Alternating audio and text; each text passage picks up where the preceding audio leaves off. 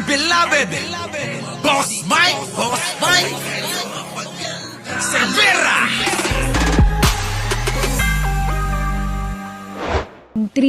Anong reaction kaya natin doon sa latest survey na bumabaraw yung bilang ng mga Gen Z na sumusuporta dito sa ICC probe kay dating Pangulong Duterte? Iyan kasi bunga ng ano yan ng propaganda war, no?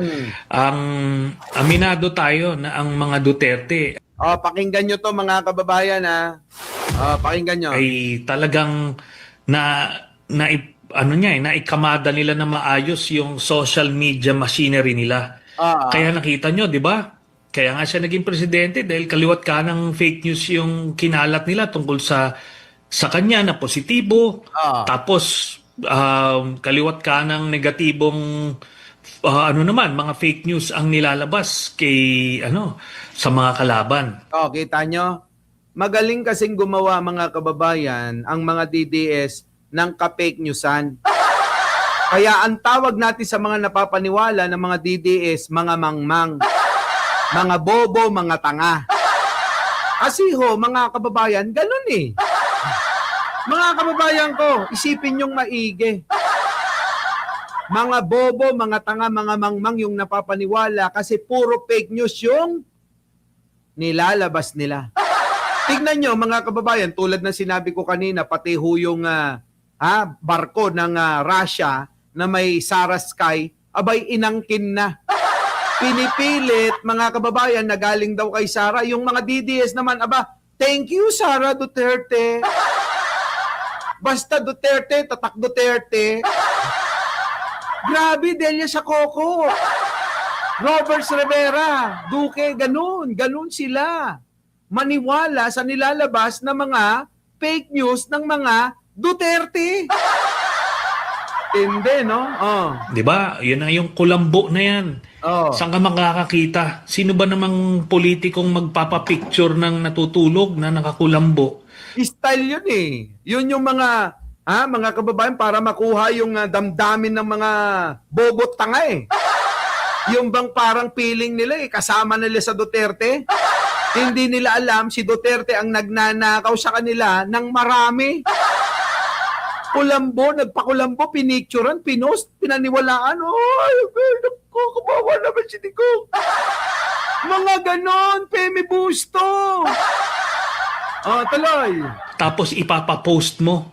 Di ba? Alam mong panluloko pero maraming naloloko So yan lang po ang niyan. But ito Sentry, sabihin mo, maraming naloloko kasi maraming bobot tanga tuloy. Paawa, pa-humble effect. Sabi ni Diego. Di ba? Ikaw, Catherine Galpo, tawa ka ng tawa kanina pa. Kung may paligsahan ng katangahan at kabobohan, tiyak yan. Panalo ang mga DDS. Dami kasing bobotante totoo. Pag DDS pare-pareho mag-isip yan. Ang tatak do 30. Do dirty. Do dirty daw. Kasi pag nagsimula yung impeachment, ito kasi unfiltered ito. Makikita ng mga kababayan natin, yung mga susubaybay, diretso yung ebidensya sa kanila. Wala nang filter, walang fake news, walang mga kalihis ng atensyon. Tama, mga kababayan. Tama. Kapag kasi kaya natatakot ang kampo ni Sara Duterte na humarap sa hearing kasi walang filter yan. Tuloy-tuloy na malalaman natin ang katotohanan. Hindi katulad nila, Teresa Raimundo, ng mga DDS na ang pinapalabas lang yung mga putol-putol para linlangin kayo. Grabe, no, mga kababayan? Sige, tuloy. Pag lumabas yan, sigurado ako, bababa yung suporta sa mga Duterte kasi wala na, Sentry. 12.8% na lang ang suporta ni Sara. Kois Dance TV, Nana, kaso mga DD sa fake news lang sila nanonood. True. Ayaw nilang ayaw ba nilang palayain ang isipan sa malayang kaalaman? sila'y alipin ng madlang kasinungalingan. Tama? Alipin na sila ng madlang kasinungalingan eh. Hindi na sila makaalis-alis sa comfort zone nila sa pamimake news ng mga kasama rin nila. Hindi, no, mga kababayan? Tuloy. Mamumulat, maraming mamumulat yan for sure. Yung mga blind followers ni Duterte, bahala na kayo dyan. Doon lang kayo. Pero yung mga bukas pa yung pag-iisip, maliliwanagan yan. Correct. O, kita nyo? Yung bukas pa, yun yung sinasabi kong palayain ang isipan. Buksan ang... Ano ba yung kanta natin, mga kababayan? Buksan ang isipan, palayain ang kamalayan, nang hindi kayo nauutoryan. Kasi kayo, mga kababayan, ay nabulag at nabilog ng mga Duterteng mapanlin lang. Diba? Ito na. Parang ang sinasabi ba natin, Sentry, itong impeachment attempt this time laban sa ikalawang Pangulo.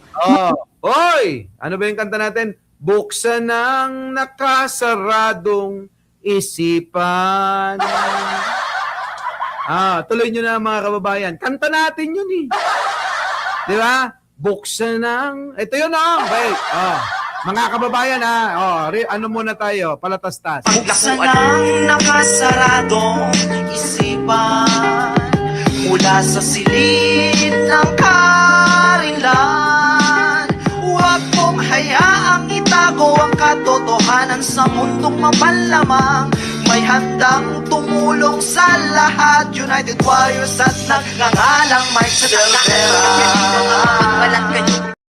Mga kababayan, yun eh. Di ba? Ang ganda ng kanta na yun. Nandito lang ho kami mga kababayan para mabuksan ang inyong mga isipan para sa katotohanan. Handa naming ialay ang aming buhay para sa inyong lahat. Sa amin kayo maniwala, hindi sa mga inyong sinusuportahan. Dahil ang inyong mga sinusuportahan, kayo'y ginagamit lang. Mas maganda na ho na sabihin namin ang katotohanan kahit masakit, pero katotohanan. Kaysa naman binobola kayo ng masakit na kasinungalingan. Di ba mga kababayan? Di ba? Di ba makiliti? Totoo na ba to? Makiliti ano ba? Pundulan, nandyan na nga. Ako. Isa pa nga, mga kababayan, pakinggan nyo. Maganda to eh. Buksan ang nakasaradong isipan mula sa silid ng karinlan. Huwag mong hayaang itago ang katotohanan sa mundong mapalamang. May handang tumulong sa lahat, United Warriors at nagngangalang Mike Cervera. Nyo, mga kababayan, ganda-ganda ng kanta na yan. Di ba? Di ba? Sexy ba? Sexy. Alam mo na. Catherine Galpo. Tuloy. Much better siya kaysa dun sa umpisa na parang mabilis, 'di ba yun daw yung sinasabing fast track na type of impeachment na nagbotohan lang ganyan, pero dito kasi mahihimay kumbaga, 'di ba? Etong mga aligasyon, yung mga grounds for impeachment, makikita natin at mapapakita ng mga kongresista doon gamit yung mga ebidensya. Tama po ba? Ganun nga po. At dito nila makikita na hindi tayo natitinag. Yung last year, sige, nagtagumpay silang maipasantabi yun. Pero ito ngayon, panibagong pagkakataon. Sherwin, mag-like ka muna. Ano mismo yung sinabi ng Supreme Court na kailangan gawin? Sinisigurado natin na ginagawa para wala na silang dahilan. Pero ngayon, mas nakakapabor ito. Kasi sa House of Representatives pa lang, makikita na natin yung ebidensya. Correct. At yun ang magiging basihan sa pag-transmit sa Senado at Yun. doon ulit sa trial, lalabas to muli. Kaya Kita nyo, kasi mga kababayan, nung una, humingi na ng saklolo si Sara. Tama, di ba? Humingi na ng saklolo at ang sinabi ng Korte Suprema, kailangan dumaan sa proseso. At ang proseso na nangyayari ngayon ay yan po yung pong inutos ng Korte Suprema mismo. Tapos ngayon, nagre-reklamo pa rin si Sara Duterte nyo. Ano ba yan? Piruin ninyo. Utos na ng Korte Suprema. Sinunod na't lahat-lahat. Kantot sulok. Oo, sinuyod na. Kantot sulok, pinasadahan na. Kantot sulok, winalis na. Kantot sulok, malinis na. Kinang ina, Sara, takot na takot ka pa rin kahit na malinis na.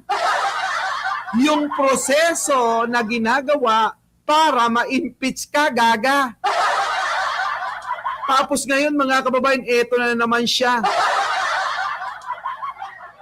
Papasaklolo na naman daw sa Korte Suprema.